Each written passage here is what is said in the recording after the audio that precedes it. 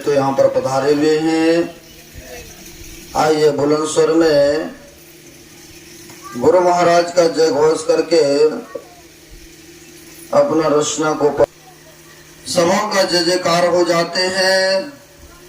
तो आइए गुरुदेव का दोनों हाथ खड़े करके जय घोष कर लें ताकि सभा का जय घोष हो जाए। बोलिए प्रेम से श्री सद्गुरु महाराज की जय। अखंड मंडलाकारं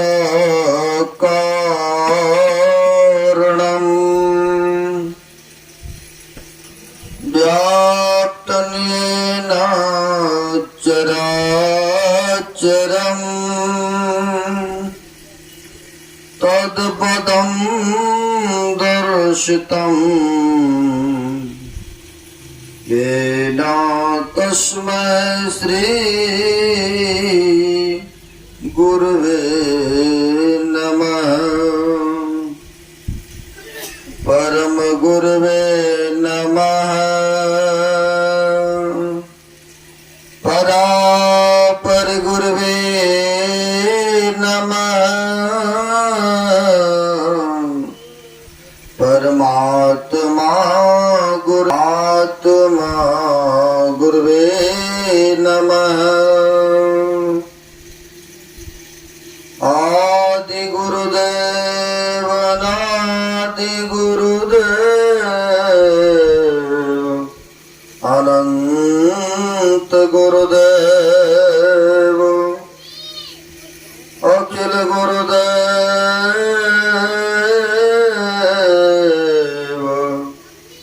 शरण गुरुदेव शरण गुरुदेव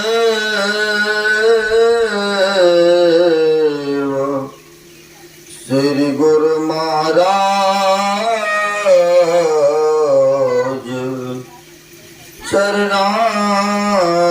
चरणारविंदो नमो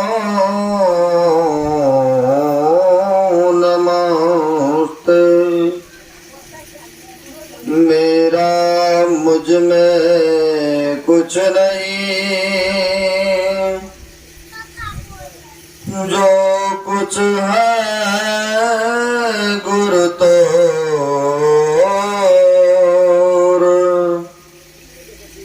तेरा तुझको सौंपता। क्या लागत है प्रभु मोर। सर्वत्र व्याप्त प्रातः स्मरणीय अनंतरी भूषित परमाराध्य संसद गुरु महाराज के पाद पद्मों में असंख्य असंख्य बार नमन है। तीर्थों को भी पावन करने वाले मंचस्थ पूज्य साधु चरण आए हुए सदगुरु के सदभक्तगण, यह आयोजक करता श्रद्धेय विनोद बाबू परिवार प्रत्येक वर्ष के भांति इस वर्ष भी 2 दिवसीयों का अपने पूजनीय माता और पिता के पुण्य स्मृति के लिए यादगारी के लिए यह यूं समझे वर्षी के उपलक्ष्य में प्रत्येक वर्ष भंडारा और सत्संग करते हैं, कराते आ रहे हैं। बड़ी खुशी की बात है और होना ही चाहिए। अभी हम आप पवित्र ग्रंथ रामचंद्रमानस के उत्तर कांड से सुन रहे थे भक्ति के संबंध में। कहा गया है महापुरुषों ने अगर भक्ति करेंगे तो क्या लाभ होगा और नहीं करेंगे तो हानि क्या हो जाएंगे। तो कहा है भक्ति निशानी मुक्ति की संत चढ़े सब धाय, और जिन जिन मन आलस किया जन्म जन्म पछताए। कहते हैं अगर भक्ति करेंगे तो मुक्ति मिलेगी, यानी जन्म मरण के दुखों से सदा के लिए छूट जाएंगे। अगर नहीं करते हैं तो कहते हैं जन्म जन्म पछताए। भक्ति करने का अधिकारी तो मनुष्य ही है ना, कि पशु भी है? बिल्कुल बाबा का मुड़ी टोलना नहीं, बिल्कुल सत्य वचन है, जानवर नहीं कर सकते हैं, है ना। इसलिए कहते हैं भक्ति करने का अधिकार मनुष्य को ही है। अगर भक्ति करते हैं तो मुक्ति मिलेगी, मुक्ति मिलेगी तो जन्म मरण का जो दुख है वह सारा समाप्त हो जाएंगे। अगर नहीं करते हैं तो कहते हैं जन्म जन्म पछताए। एक जन्म नहीं, जन्म जन्म पश्चाताप करना पड़ता है। इसलिए कहते हैं भक्ति करना अति आवश्यक है। अपने आप भी नहीं होगा, किसी महापुरुषों से भेद लेंगे, उनके चरण में शरण में जाएंगे तभी हो सकता है। संसार में कहते हैं असंभव से असंभव काम हो जाए। अभी हम लोग सुने हैं, मान लेते हैं आकाश में बिना पृथ्वी का ही फूल खिल आवे, लेकिन जब तक पृथ्वी नहीं है, जमीन मिट्टी ही नहीं मिले तो गाछ ही नहीं लग सकता, तो फूल कहां से होगा। और कहा भी है रामायण में, बिनु संतोष न काम नसाई, काम अछत सुख सपनो नाही, राम भजन बिनु मिटहि कामा, थल बिहुन तरु कभू के जामा। रामायण में कहते हैं बिना संतोष किए हुए कामना की नाश नहीं होता है। और उसी तरह से कहते हैं बिनु राम भजन बिनु मिटहि के कामा। जब तक उस राम का भजन नहीं करेंगे तो दुखों से यह जो कामना है इसे निवृत्ति नहीं पा सकते। उदाहरण में थल बिहुन तरु कमुक जामा, यानी जब तक थल या पृथ्वी नहीं हो तो कोई भी वृक्ष पेड़ पौधा जम नहीं सकता है। उसी तरह कहते हैं राम भजन बिनु मिटहि के कामा, यानी जब तक उस राम का भजन नहीं करेंगे तो कहते हैं कामना की समाप्ति नहीं हो सकती। अब कौन सा राम का भजन करने कह रहे हैं? जो अयोध्या में हुए राजा दशरथ के घर में राम, और राम भी चार चार हैं। आप कहेंगे पहली बार सुन रहा हूं कि चार राम है। आपको मैं दिखाऊंगा और आप देखेंगे, महसूस करेंगे कि हाँ चार राम है। बाबागण ठीक ही बता रहे हैं। महापुरुषों ने कहा एक राम दशरथ घर बोले, जो वहां पर जन्म लिए अयोध्या में, एक राम वो भी है। दूसरे राम घट घट बोले, कहते हैं बोलता राम चला गया, अब नहीं रहा, इसको भी कहते हैं ना बोलता राम है। तो दूसरा राम सबके घट घट में बोल रहा है। ने बिल्कुल सत्य वचन है, मुरी डोल रहा है, आपको महसूस हो रहा है, हमें भी विश्वास हो रहा है ना। तो कहते हैं दूसरे राम घट घट बोले, बोलता राम। आज जिस दिन बोलता राम उड़ गया, यह शरीर 5 तत्व से बना है, अब 5 तत्व में समा जाना है ने। चित जल पावक गगन समीरा, अब पंच रचत यह अधम शरीरा, ये 5 तत्व से बना है ना। अब फिर उसी में समा जाएंगे। तो कहते हैं दूसर राम घट घट बोले, तीसर राम सकल पसारा। आखिर इस संसार को बनाने वाला कोई न कोई तो है ना। तो वही सृष्टि को जो रचना किए हैं, जिन्होंने बनाया है, वह भी तीसरा राम है ना। हरि का 1000 नाम है ने। उसी तरह से कहते हैं तीसरा राम यह संसार को बनाने वाला है। अब कौन सा राम का भजन करेंगे? फिर कहते हैं चौथा राम सबसे न्यारा। कहते हैं हमारे गुरु महाराज कहते हैं सब घट राम ही राम, सब में व्यापक सबते न्यारा। सब में है और सबसे न्यारा भी है वो, यानी बड़े भी है।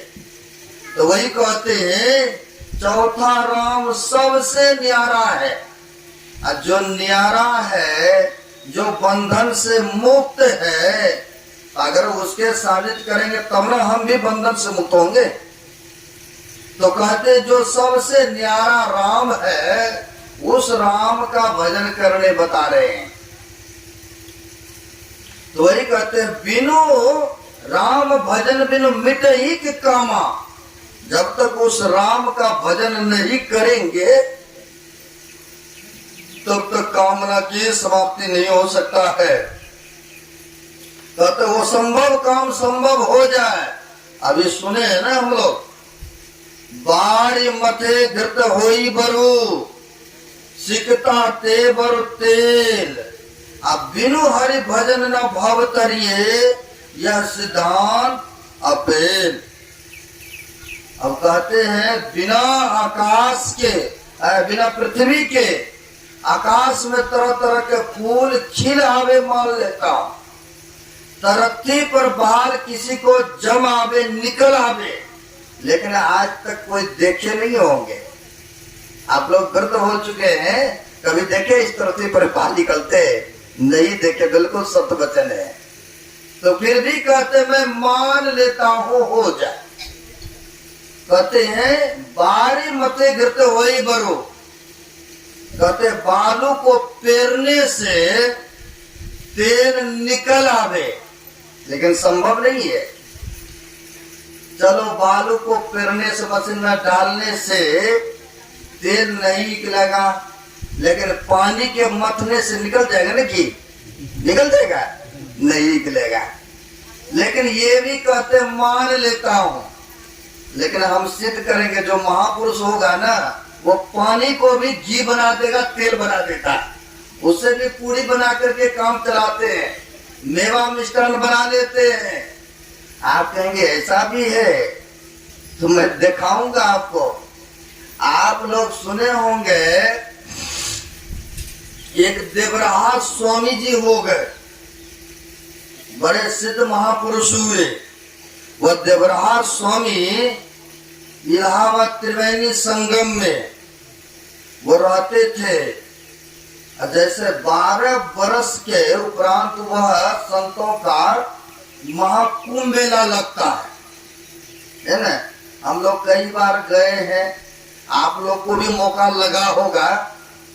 तो सब अपने अपने संप्रदाय के, सब धर्मों का आदमी अपना अपना वहां पर टेंट लगाते हैं, अपने अपने ढंग से अनुष्ठान पूजा पाठ अमल करते हैं। तो वो देवराज स्वामी थे, तो उनके भी भगत जगत बहुत, जो कि इंदिरा गांधी गए थे उनसे आशीर्वाद लेने के लिए। क्योंकि संत महात्मा के पास में अधिक तौर पर लीडर लोग जाते हैं। क्यों? क्योंकि उनके पास में सत्य के पूंजी है। अगर मुंह से वचन निकाल देंगे तो जरूर कृपा हो जाएंगे, क्योंकि मिथ्या न होई देवरी शिवानी। इसलिए बड़े बड़े नेता लोग, लीडर लोग जाते हैं उनसे आशीर्वाद लेने। तो कहते इंदिरा गांधी भी गए थे उनके पास में, उस समय की बात है।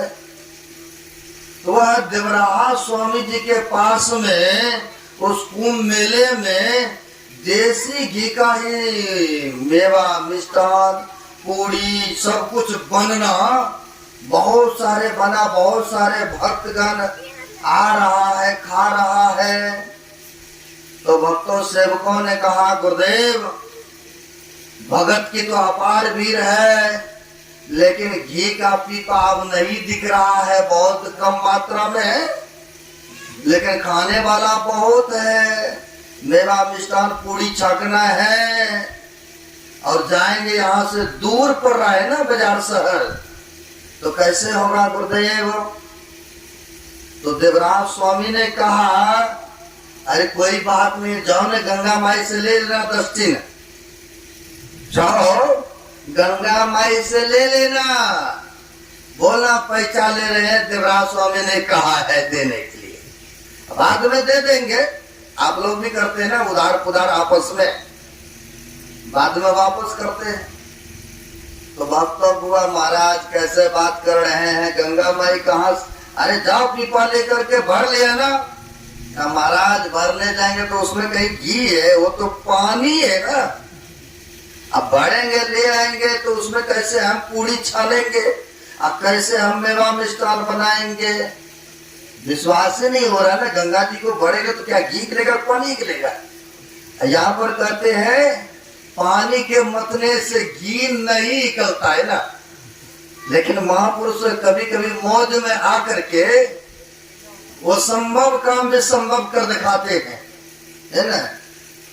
भक्तों को विश्वास नहीं होता, जैसे आपको भी विश्वास नहीं हो रहा है कि बालू को पेरने से कहीं तेल निकलेंगे और पानी को मथानी करने से घी निकलेंगे, नहीं निकलेगा। दही को मतेंगे तो बलो घी निकल सकता है, अगर दूध को मतेंगे तो हो सकता है क्रीम निकलेंगे, लेकिन पानी को मत्ते रहेंगे कभी निकलेगा? नहीं निकलेगा। लेकिन भक्तों को विश्वास नहीं हो रहा है कि ऐसा कहीं हो सकता है।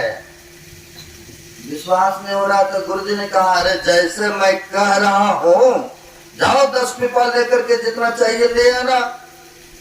बोला देवराहा बाबा का आदेश है देने के लिए पैसा रूप में, ये नहीं कि दे देना बाद में वापस कर देंगे। सबको हुआ चलो गुरु बाबा जैसे कह रहे हैं मान लो, जैसे कहते बांझ का बेटा किसी को मार दे, मान लो थोड़ा देर के लिए ने। अब वहां पर सब भक्तों को हुआ जैसे गुरु जी कह रहे हैं चलो मान लेते हैं, अपने अपने ढंग से गए, अब पीपा लेकर के वहां पर गंगा जी में पहुंच गए। अब पहुंच गए, कहा बाबा हमारे गुरुजी ने कहा है घी देने के लिए, जाओ डुबा करके ले आना।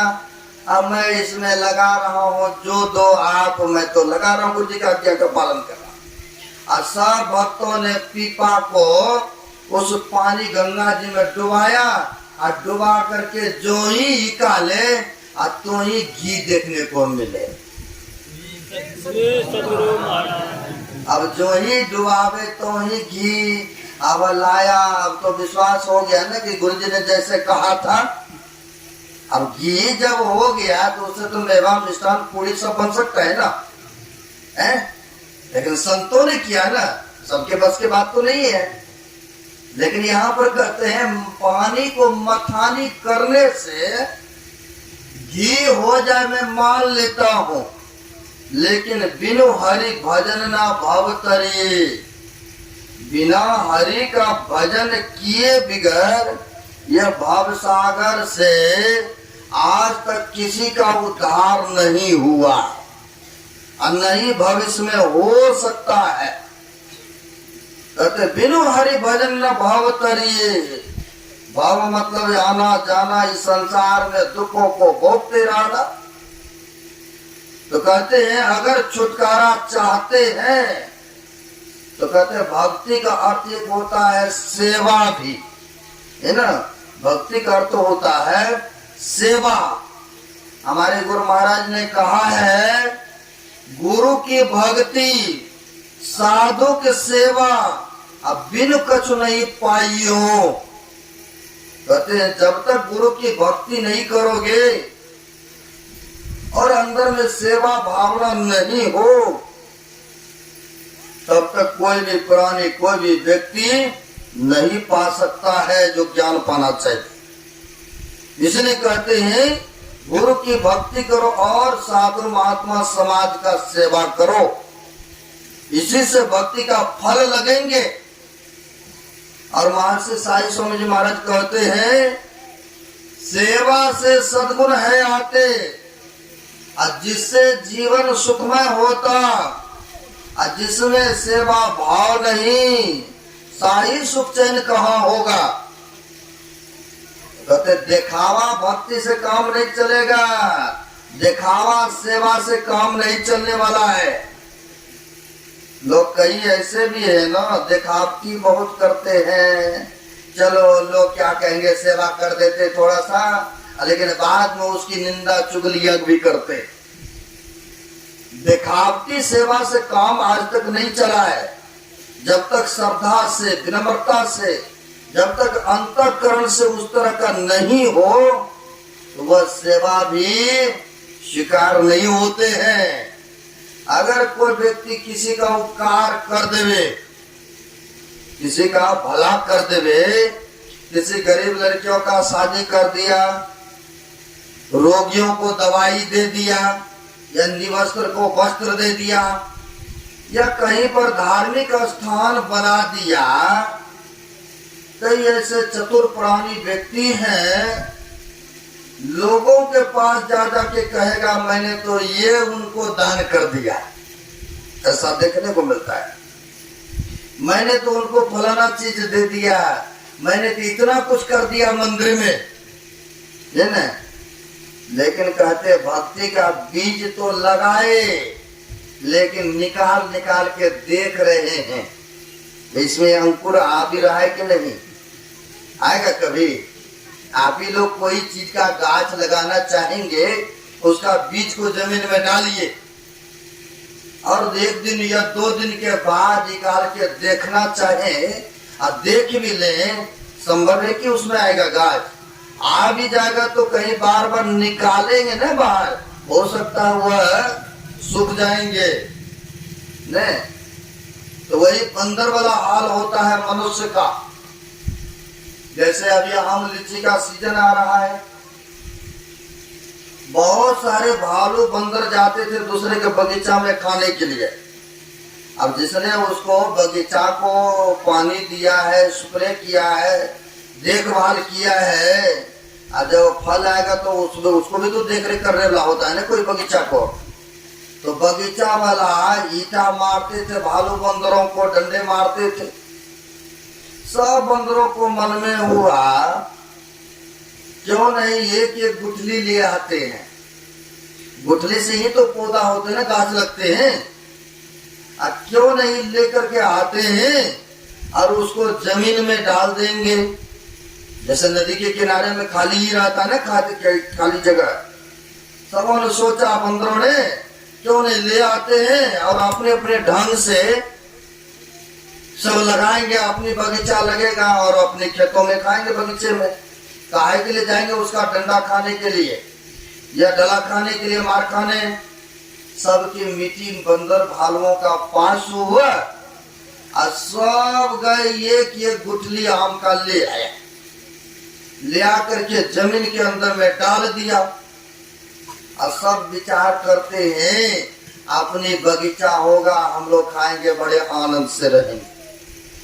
1 घंटा भी नहीं बीता, सब भालू बंदर गए, निकाल के देखा गाछ आया कि नहीं आया। आएगा नहीं आएगा। जब घंटा बीता देखा नहीं आया तो अच्छा कोई न फिर डाल देते हैं जमीन में। अब फिर डाल दिया। 2-4 घंटा बीता, फिर गए देखने के लिए, भैया तो आना चाहिए, फिर भी नहीं। इसका मतलब क्या है, इसका मतलब भी समझिए। जो व्यक्ति दान पुण्य सत्कर्म करते हैं तो लोगों के पास जा के बखान करते हैं कि मैंने ये दिया, मैंने वो किया, मैंने ये सेवा किया, है ना। अरे बीज तो लगाया, पुण्य का बीज लगाया, लेकिन बंदर वाला हाल है, निकाल के देख रहा है। कभी संभव है कि आएगा है। लेकिन पंजाब सब राज्यों में से पंजाब जो है दान माध्यम में, आप शास्त्र में पढ़िए, सबसे आगे है ना। गुप्त दान, मेरा गुप्त दान। अगर कहीं मंदिर में दे दिया पंखा, बाबा मैं देना चाहता हूँ आश्रम में, लेकिन मेरा स्वर्गीय पिताजी के पंखा में नाम होना चाहिए, ऐसा बहुत कहते हैं। कोई रूम बनवा दिया तो उसमें तो पत्थर में लिख करके पहले साइन बोर्ड टांगना चाहिए, मेरा गेट पर ही पत्थर लगना चाहिए। ऐसा बहुत देखने को मिलता है।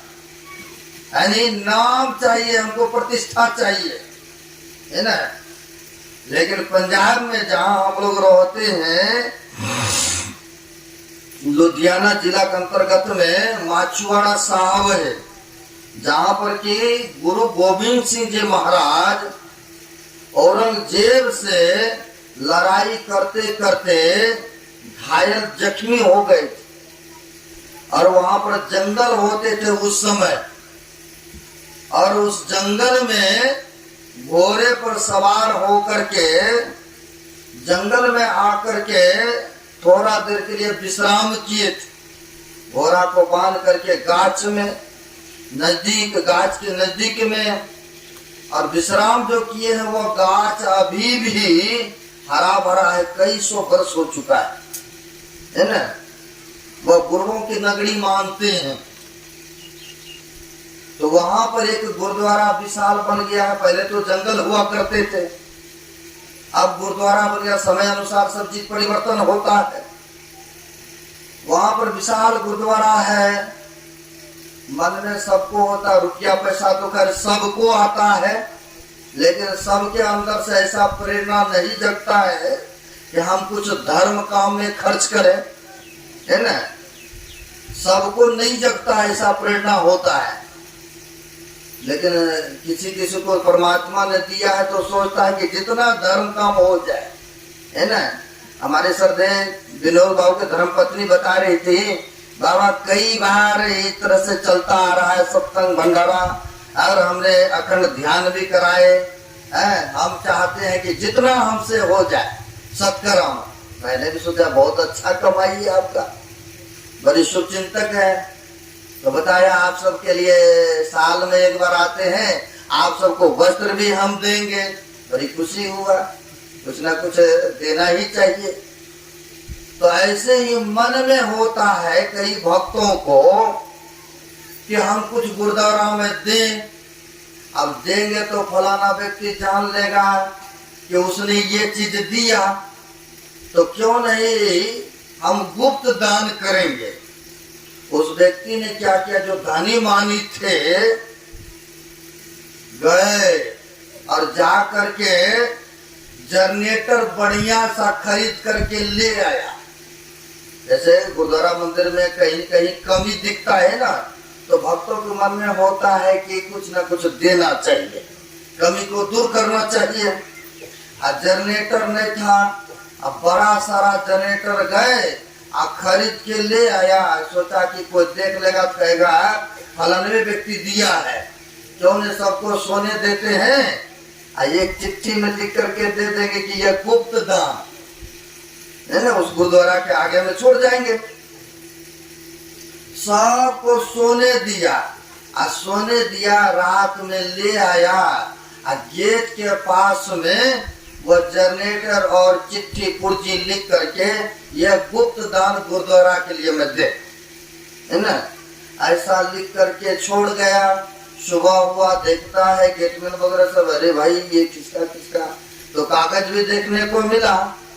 देखने को मिला, कहा कि ये तो गुप्त दान है, ये तो गुरुद्वारे के नाम पर ही है ना। तो उसने देखिए नाम तक भी जनाने के लिए तैयार नहीं होते हैं। बहुत ऐसे पुरानी है व्यक्ति हैं, कोई नाम के लिए ही मरते, मेरा नाम क्यों नहीं, मैंने इतना कुछ दिया, इतना कुछ किया है, क्यों नहीं मेरा नाम लिया है। अरे भक्ति का बीज, पुण्य का बीज लगाते हैं, लेकिन वही है बंदर वाला हाल निकाल करके देखते। अगर कहीं अशुभ बीज होता है, अशुभ कर्म होता है, तो क्या करते हैं मनुष्य, एक गलती को छिपाने के लिए ना जाने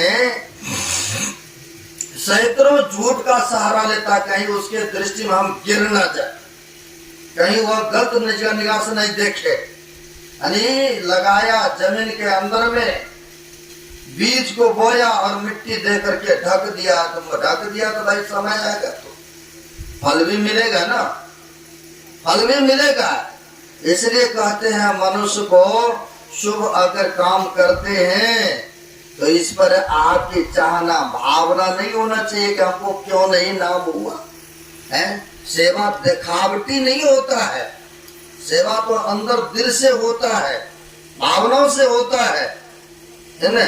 इसलिए कहते हैं भक्ति का अर्थ दूसरा होता है सेवा भी। अब उस परमपिता परमात्मा की क्या सेवा करेंगे? अब गुरु जी तो शरीर में नहीं है तो हम उनका कैसे सेवा करेंगे? तो कहा है सबसे बड़ी सेवा है गुरु का आज्ञाओं का पालन करना ही मुख्य सेवा है। जो गुरु की हुकूमत को मानते हैं, गुरु के आज्ञा का पालन करते हैं, तो कहते हैं मुख्य बातें मुख्य सेवक वही बनते हैं, है ना। इसलिए कहते हैं भक्ति का अर्थ एक सेवा भी होता है ना।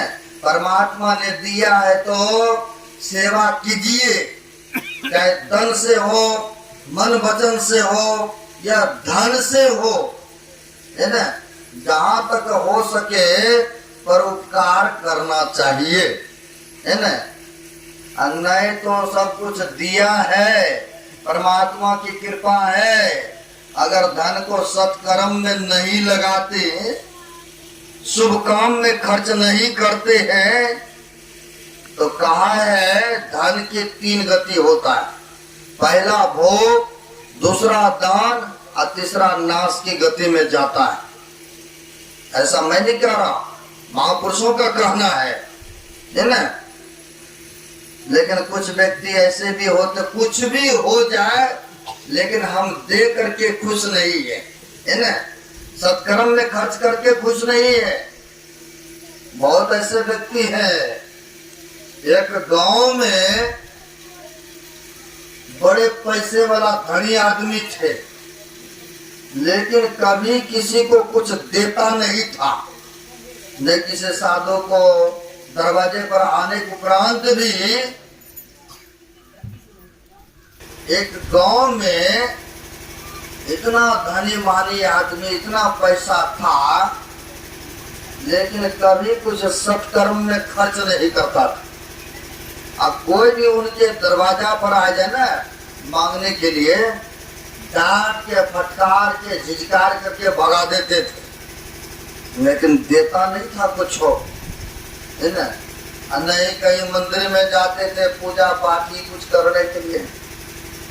लेकिन पत्नी जो थी भक्तिनी थी, वो पूजा पाठ करते थे और रुचि रखते थे ध्यान भजन सत्संग में। तो लोगों ने, गांव के लोगों ने उनका नाम रख दिया दानचंद नाम से।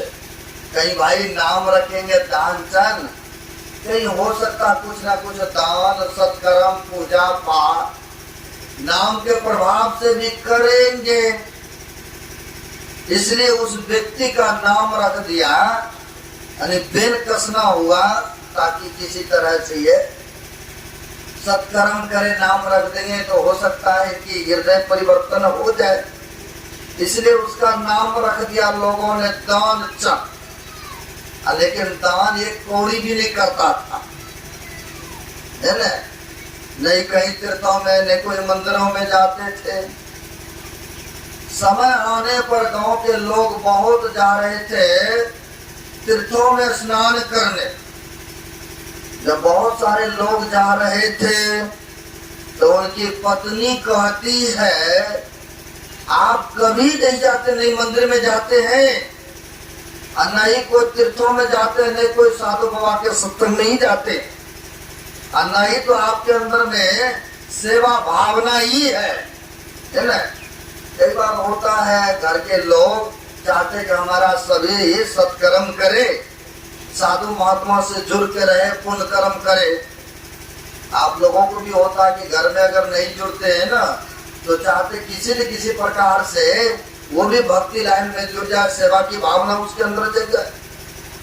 तो इसके लिए प्रेरणा भी करते हैं, बहुत प्रयास भी करते हैं, और करना ही चाहिए। तो वो पत्नी कहती है, आप कहीं नहीं जाते हैं कभी भी, लेकिन आज आप जाइए बहुत सारे गांव के लोग गए हैं तीर्थों में स्नान करने के लिए। आप भी जरूर जाएं एक बार। तो वह कहते तीर्थों में जाएंगे, गाड़ी घोड़ा पर बैठेंगे, रुपया देना पड़ेगा, खर्च होगा। अब वहां जाएंगे तो हो सकता है कोई मांगने वाला भी आ जाएगा, इसलिए हम नहीं जाते हैं। कहा देंगे देंगे तो क्या कमा, अरे कैसे देंगे, खून पसीना एक करके हमने किए हैं इकट्ठा। यानी अच्छा काम करने के लिए घर के लोग बहुत प्रेरणा करते हैं, लेकिन फिर भी वो कहते हैं हमने बहुत कमाया हूँ, मेहनत किया हूँ, कैसे दे दूं। अच्छा नहीं दीजिएगा, लेकिन जाइए तो आप स्नान तो कराइए। आप कभी जाते नहीं, कोई धाम में नहीं जाते हैं, कोई तीर्थ में नहीं जाते हैं, कम से कम आज का दिन तो बड़े शुभ दिन है, सो क्यों नहीं आप जाइए तीर्थों में स्नान करने। अब बहुत कहने पर, जैसे बार बार कहा धर्मराज युधिष्ठिर जी को, पांचों पांडवों को काशी का प्रशंसा करते करते करते एक दिन मन फिर गया ना। कोई भी काम है बार बार कहते रहिए, बार बार कहते रहिएगा ना, तो एक दिन चलो चलते हैं। कोई ने बार बार कहता है तो एक बार देख ही आते हैं, चले ही जाते हैं। जैसे पांचों भाइयों का भी मन हो गया, चलो काशी का प्रशंसा सुनते तो चलो एक बार जाके देख ही लेते हैं। अब वैसे बार बार कह रहे थे तो सोचा कि अच्छा चलते हैं, तो पास में तो है, कहाँ ज्यादा दूर है, कम से कम 5-7-10 किलोमीटर है, तो तुर्की ही चले जाएंगे दौड़ के। अब सेठ जी जो था दौड़ के गए, अब दौड़ के गए उस तीर्थों में स्नान करने। सोचा अरे यहाँ पर तो इतनी भीड़ है आदमियों का। जैसे हरिद्वार जाइएगा, जैसे उस नदी से यानी उस हर की पौड़ी से स्नान करके आप बाहर निकलेंगे तो बहुत आदमी है टीका लगाने वाला, जो मांगने वाला, गौ सेवा के दान दे दो जी, धर्मशाला बना रहा हूँ दे दो जी, या टीका लगाएंगे तो उसमें भी कुछ दे दो जी दक्षिणा। अब ये सेठ जी सोचते हैं अगर कहीं हम इस जगह स्नान करेंगे तो कोई आ जाएगा मांगने के लिए, सो क्यों नहीं हम सबसे अलग जगह पर जाते हैं, जहाँ पर कि कोई जाते हैं कभी कभी, समझ रहे ना, कभी कभी जाते हैं।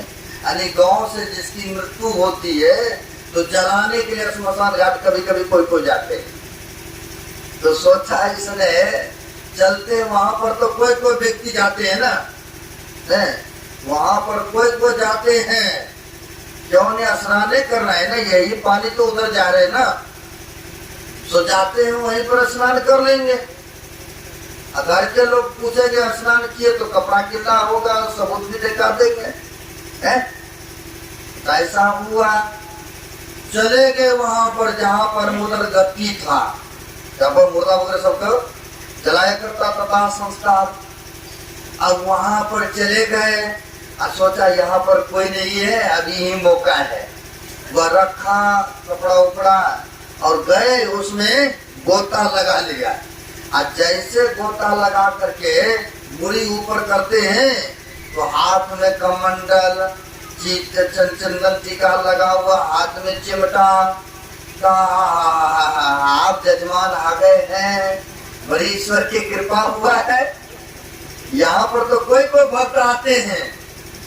अब ये भी सोचने लगा दानचंद, अरे जिस ख्याल से हमने वहां भीड़ से हट करके मुर्द घट्टी में आया, लेकिन यहाँ भी पंडा नहीं छोड़ा हमको है। अब वह कहते हैं कि आपके जैसे कोई यहाँ पर आते हैं, असो हमको 6 महीना साल भर का खाना खर्चा दे के जाते हैं। अब आप आ ही गए हैं तो हमको दीजिए। तो ये कहते हम तो एक फूटी कौड़ी देने वाला भी नहीं हो, आप 6 महीने की बात कर रहे हैं। अब ऐसा कहा अगर नहीं दोगे कुछ भी तो हम जल से निकलने नहीं देंगे तुमको, क्योंकि इस घाट पर का तो हम ही है ना।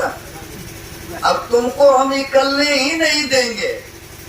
अब ये भी सेठवा पड़ गया फिर हमें, है कैसा, जिसके डर से हम यहाँ आए, लेकिन यहाँ भी नहीं छोड़ा और निकलने भी नहीं दे रहा है ना। अब सोच विचार में पड़ गए, करे तो क्या करें। कहा जब तक आप नहीं देंगे, बेशक आपके पास नहीं है अभी, लेकिन आप वचन तो दीजिए, बेशक हमको घरे पर जाना पड़ेगा, हम वहां जाएंगे, लेकिन आपसे लेकर के ही छोड़ेंगे, है ना। जब तक नहीं देंगे तो हम निकलने भी नहीं देंगे। बड़ा सोच में पड़ गए, करे तो क्या करे। कहा अच्छा अच्छा ठीक है, हम जितना देंगे उतना ही आप लेंगे ना, स्वीकार करेंगे ना। कहा हाँ ठीक है, जो दे दीजिए खुशी से, है ना, खुशी से जो दे दीजिए। कई लोग कहते हैं पंजाब से बाबा को मंगाए हैं, बाबा ये कितना लेता है, कई भक्त हमको बारे में कहते हैं, लेकिन हमारे तरफ से कोई डिमांड नहीं होता है, ये भी सुन लीजिएगा, है ना। हम लोग कुछ मांगते नहीं है किसी भक्त को, जो भक्त खुशी से देता है, तेल खर्चा या विदाई या जो भी, हम लोग खुशी खुशी रख लेते हैं। लेकिन कई भक्त को ऐसा भी कहते हैं, बाबा वो बाबा तो वहां से आते हैं ना, उनका तो इतना मांग होता है, अब तब हम आएंगे। लेकिन हम कहते हैं मेरे तरफ से कुछ नहीं मांग होता है, हमारे गुरु महाराज का दिया हुआ सब कुछ है, रहने के लिए आश्रम है, मकान है, चलने के लिए गाड़ी घोड़े हैं, और यहाँ से लेकर के बिहार, यूपी, हरियाणा, कहाँ जम्मू, कहाँ पंजाब में रहे करते, यहाँ तक कि विदेशों में भी हमारा भगतगण है। हमको और क्या चाहिए, मान इज्जत प्रतिष्ठा सब कुछ मिल ही रहा है, ये तो माया है, कभी आपके हाथ में कभी उसके हाथ में। किसी को हम धर्म काम करने जाए और हम कह दे कि पहले इतना लेंगे तब हम जाएंगे, ये तो वह सौदाबाजी हो गई ना। लेकिन हमारे गुरु महाराज ने ऐसा नहीं कहा है, जो खुशी से दे रख लो, है ना। तो ऐसा होते हैं, बहुत ऐसा देखने को मिलता है ना। अब वहां पर वह कहते हैं दान चन, कि जो देंगे आप रखेंगे ना,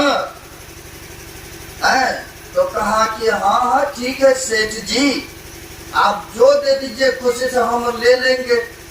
कहा अच्छा ठीक है, हम आपको एक ना दान करता हूँ। पहले जमाना में एक आना 2 आना चलता होगा, इतिहास में आया कि हम एक ना आपको दान करता हूँ। कहा क्या पता बाद में आप कहीं इनकार कर जाएंगे, इससे बढ़िया जल लीजिए, तुलसी दल लीजिए और हाथ पर संकल्प कीजिए, अब ना मानूंगा, क्योंकि पहले आप देने से इनकार कर रहे थे ना, इसलिए संकल्प कीजिए तब मैं मानूंगा।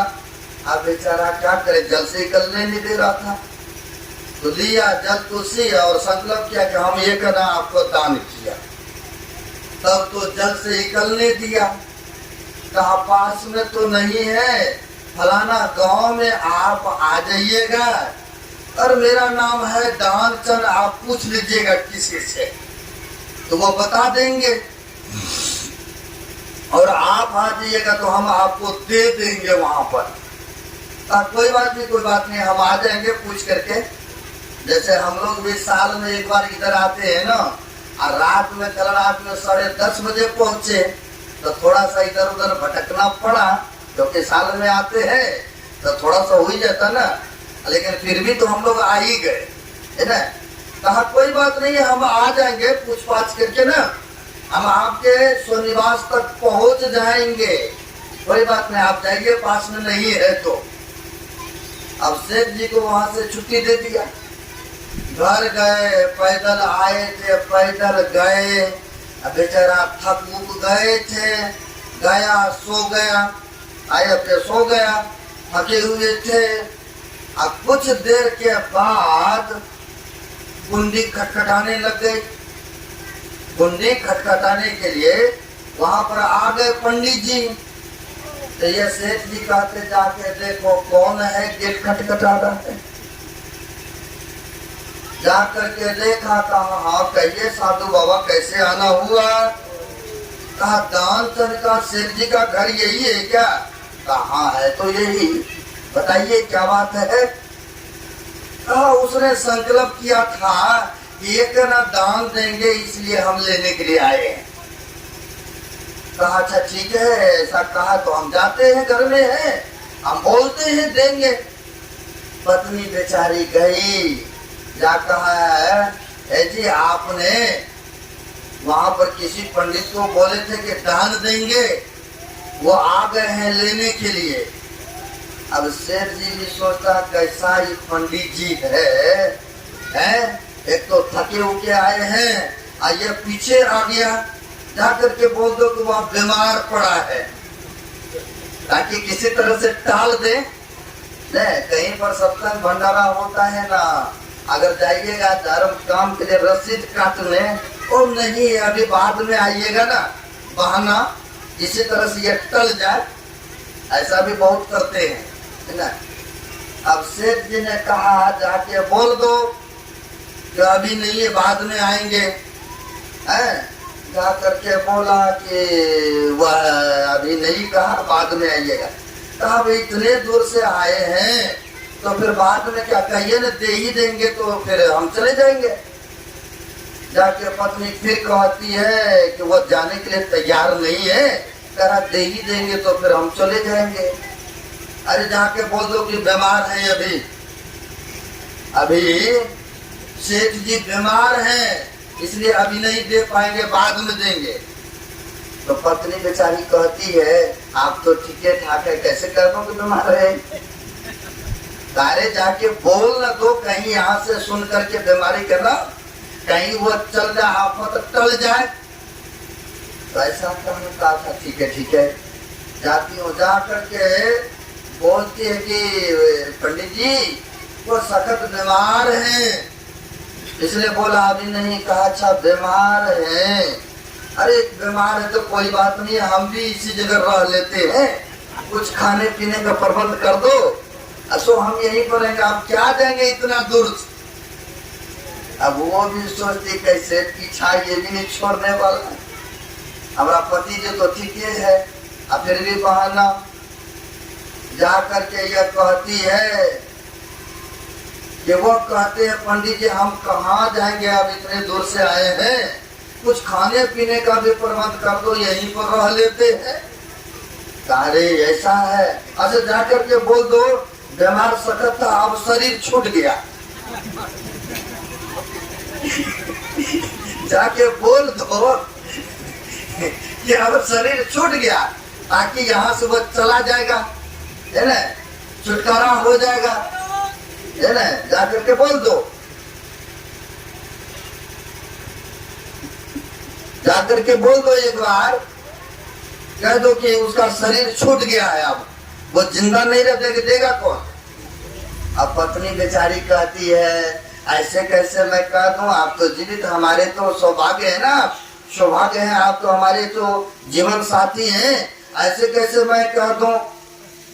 तो कहा दो ना, कहीं विश्वास करके वो चला जाए तो देना नहीं पड़ेगा, है। कहा ऐसे तो विश्वास नहीं करेंगे वो, तो क्या करना पड़े, चूड़ी भांग लेते हैं। कहा तुम चूड़ी थोड़ी भांग लो ताकि विश्वास कर ले, है ना, और थोड़ी से रोना धोना भी कर लो ताकि विश्वास हो जाए उनको, सचमुच में बीमार था, शरीर छूट गए। पति के कहने पर जैसे जैसे कहा वैसे वैसे बेचारी करती है, चोरी चोरी फोड़ ली और रोती हुई उधर से घर के लिए, हम सेठ जी शरीर में नहीं रहा बाबा, अब उनका शरीर छूट गया, कौन देंगे बाबा, अब तो हमारा सौभाग्य ही उजड़ गए, अब तो रहा ही नहीं, रो रही है, बता रही है पति के कहने पर, ठीक है। अब ऐसा रो रही है, कलप रही है। अब पंडित जी भी सोचते हैं अच्छा शरीर छूट गया, बोला हाँ छूट गए। कहा छूटा तो घर में तो नहीं रखेंगे, हो सकता है गांव समाज को समाज पहुंचाएंगे, तो क्यों नहीं हम ही वह काम कर देते हैं, ज्यादा के घर को बोल देते कि अब सेठ जी दान चल नहीं रहा शरीर में, है ना। जाके हम ही घर घर को लेते हैं, आएंगे कोई बांस काटेंगे, कोई रस्सा बनाएंगे, फिर लेकर के भी जाना है ना अस्पताल का। अब जो है सबको कह दिया घरे घर जा करके, अब दान चल नहीं रहा शरीर में, अब जिंदा नहीं रहा, जिंदा नहीं रहा। अब नाम सुनेगा तो एक बार जरूर लेगा देखने के लिए, है।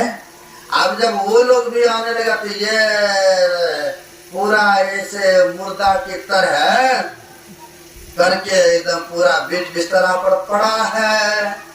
अब सब गांव के लोग इकट्ठा हो गए। अरे कहा देखो बात तो सही है। अब पंडित जी भी साथ में चले गए। जब गांव के लोग आने लगे तो वो भी चलते बने, तब वो भी चले गए। तो वहां पर कहा अब जब शरीर छोड़ ही दिया है तो भाई घर में रख के क्या करोगे, इसको ले जाने की तैयारी भी तो करो ना। कहा तो श्मशान घाट है। अब सब वह सुन भी रहा है, लेकिन मुर्दा की तरह ढोंग रच करके पड़ा हुआ है बिस्तरा पर ताकि कुछ देना ना पड़े। अब तो पंडित जी पहले बाहर था, अब तो ये अंदर में ही आ गया है, ना। अब क्या करते गांव समाज के आदमी बांस ताश काटा कुटा तैयारी है। अब पकड़ा उसको, अब उस पर मकदूल पर देने लगा। पत्नी बेचारी कहती है ओ बाबू नहीं मरा है। ओ बाबू नहीं मरा है। तो दूसरा आदमी कहते गांव के लोग अरे तुम्हारा तो ये मोह ममता बोल रहा है, तुम्हारा मुंह ममता बोल रहा है। तो शरीर छोड़ दिया, अब रख के क्या करेंगे। अब इधर सब कुछ तैयार, उठाया और चचड़ी पर रख दिया, ले जाएंगे ना घर में। अब उठाया उस पर रख दिया। अब पत्नी बेचारी कहते नहीं बाबू कौन न नहीं, ये ऐसा नहीं कुछ है, ये तो नहीं मरा है, लेकिन वो मरने का ढोंग रच रखा है, नहीं मरा है यह कह रही है, लेकिन इसका सुनता कौन है। लोग कहते अरे इसका तो मोह ग्रस्त है ना, पति से लगाव है ना, इसलिए ऐसा बोल रही है। अरे उठाओ इसको, छोड़ो इसको, साइड में करो, ले चलो। विलम्ब करना, जितना विलम्ब करोगे उतना ये विलाप करेगी। है? अब उठाया और उठाया तो लेके चला। अब वो भी तब तक कुछ नहीं बोल रहा क्योंकि साथे में पंडित जी भी। बड़ी आश्चर्य देखिए, है ना, कुछ नहीं बोल रहा है। कहीं अगर बोल दिया तो देना पड़ेगा, अब कुछ नहीं बोल रहा है। अब चले यहाँ से श्मशान घाट लेकर के भी चला गया। अब वह सोचते थे कहीं रास्ते से पंडित जी लौट जाएंगे तो वहां भी हम बोल देंगे हम जीवित हैं भाई, जीवित हैं। लेकिन आंख खोल करके मैं देखता था कि कौन कौन आ रहा बरियाती, कहीं वो घुमा कि नहीं घुमा, क्योंकि तो ऊपर से दिख रहा था ना उसको, देख रहा वो भी आ रहा है, कमंडल हाथ में टीका लगा हुआ है, पंडित जी ने साथे ले करके भी पहुंच गया श्मशान घाट। अब ले करके पहुंच गया तो पर भी नहीं जाग रहा है, नहीं कुछ बोल रहा है। अब जब घर से ले गया तो चिता भी तो रचाएगा ना। अब चिता रचा भी दिया, अब रचा दिया, अब उस पर जो है उठा करके दे भी दिया।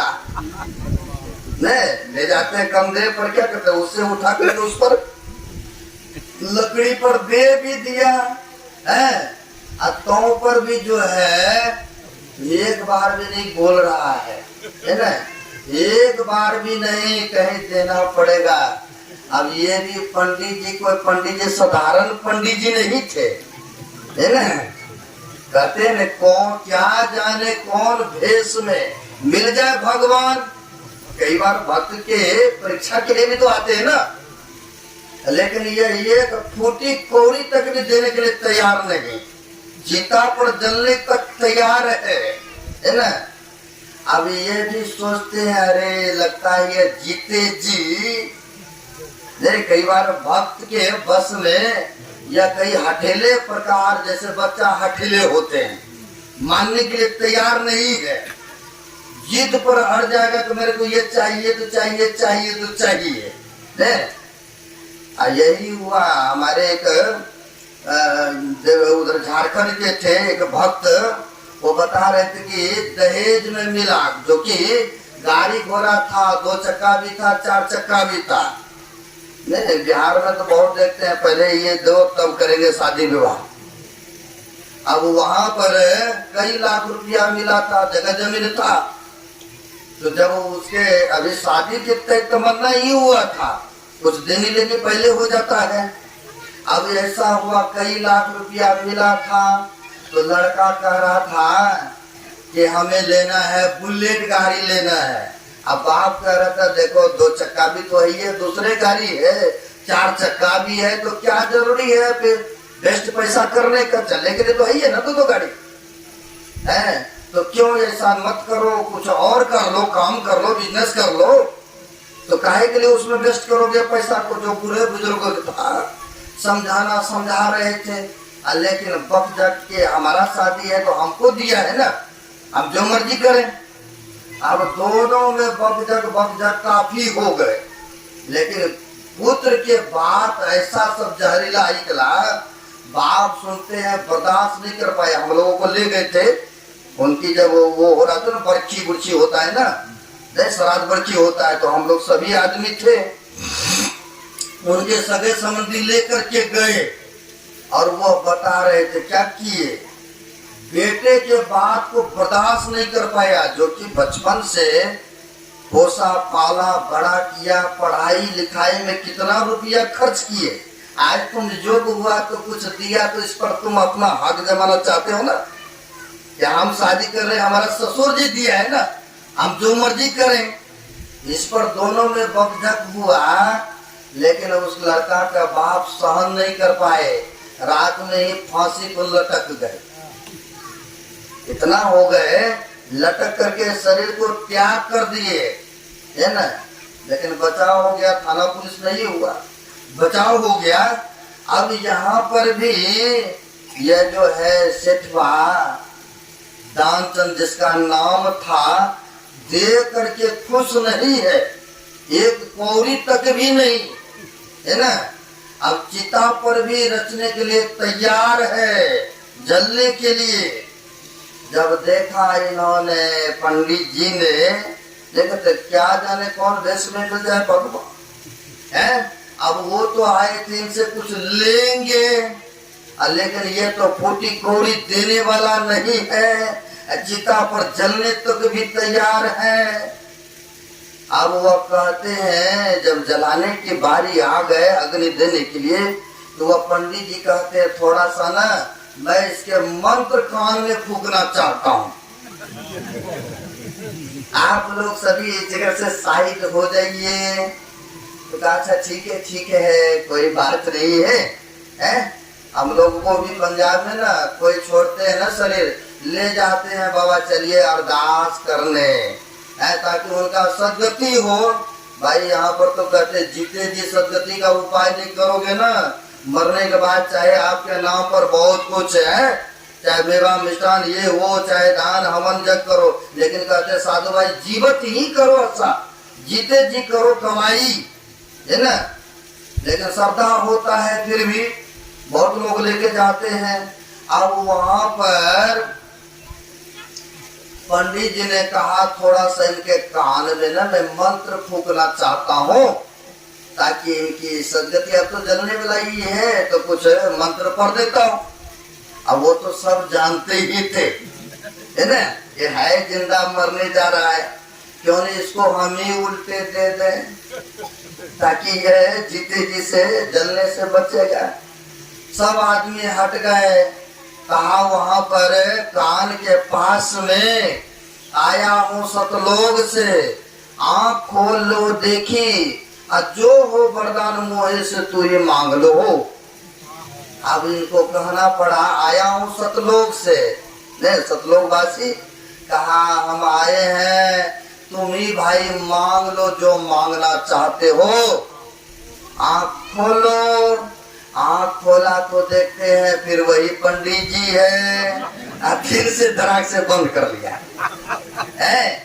ये देने वाला क्या है, तो लेने वाला है ना, देने वाला है। फिर आँख बंद कर लिया। अब बंद कर लिया तो सब आदमी ने कहा क्या आप मंत्र पढ़ लिया, अब शुरू करें जलाने की। अब उसने तो आँख बंद कर लिया, अब जलाने की शुरू करते हैं।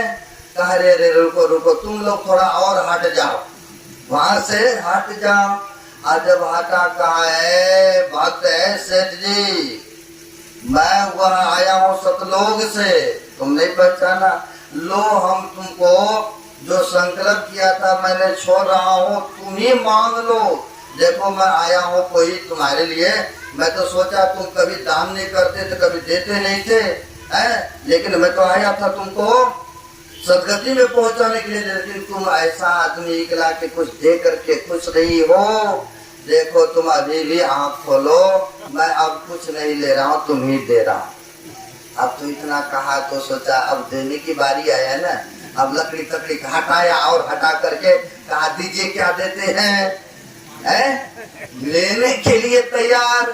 सब आदमी सोचते कि अरे कैसा मंत्र पढ़ा, जो कि उठ पुट के खड़ा हो गया। सब आदमी तो खुशी के मारे नाचने कूदने लग गए।